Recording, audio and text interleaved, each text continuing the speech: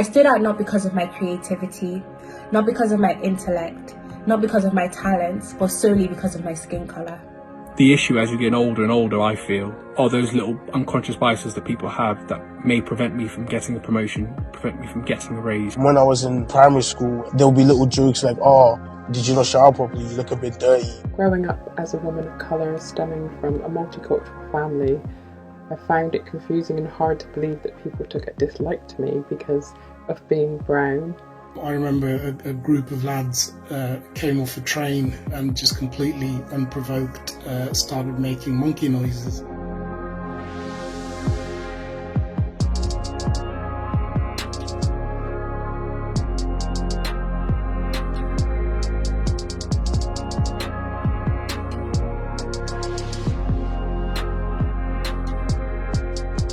I moved to Calne when I was about 13 or 14, and I remember, being so confused because everyone I walked past would always stare at me.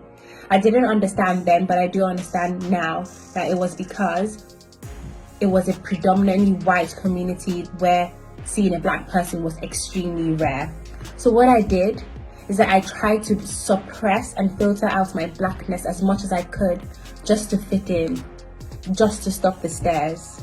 Growing up in Wiltshire wasn't necessarily difficult, but it was very apparent that I was one of the only black kids in school and one of the only black people who lived in Wootton Bassett at the time.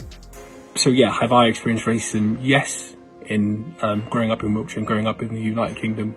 It motivates me to try and be the best representation of my culture, my race, because everywhere you go, you're a minority. So on the negative side of that, it makes you feel anxious to go to places you've never been before. So it puts you in a position where you're always wondering, and that's always bad for your mental health, to have that constant anxiety all the time.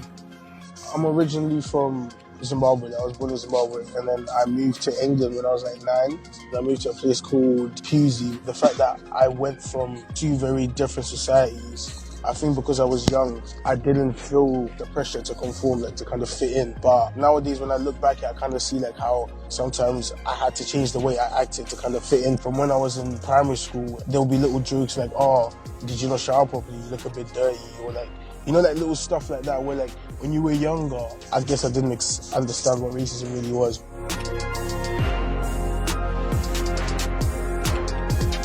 I've experienced racism in playgrounds, in parks, in my schooling.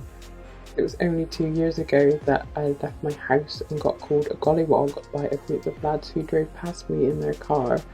Racism still very much exists in my adult life. It's sad, it's frustrating, and it's extremely painful. Overt racism, I don't experience that at all.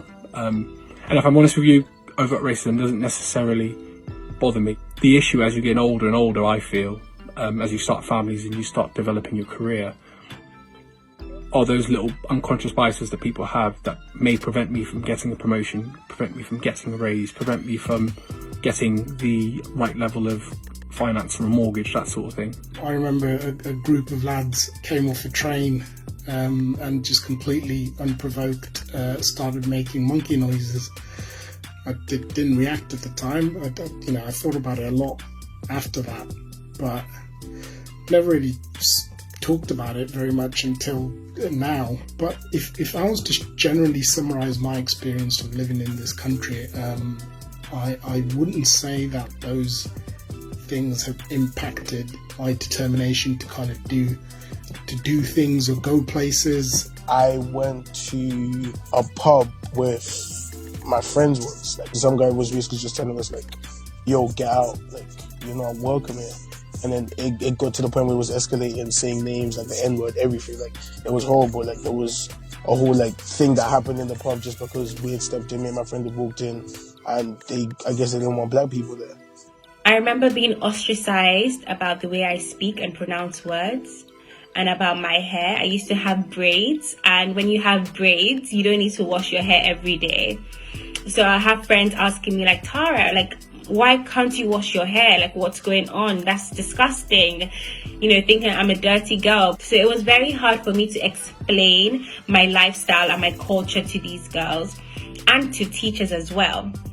And it was very hard for me to be seen as just a typical teenage girl.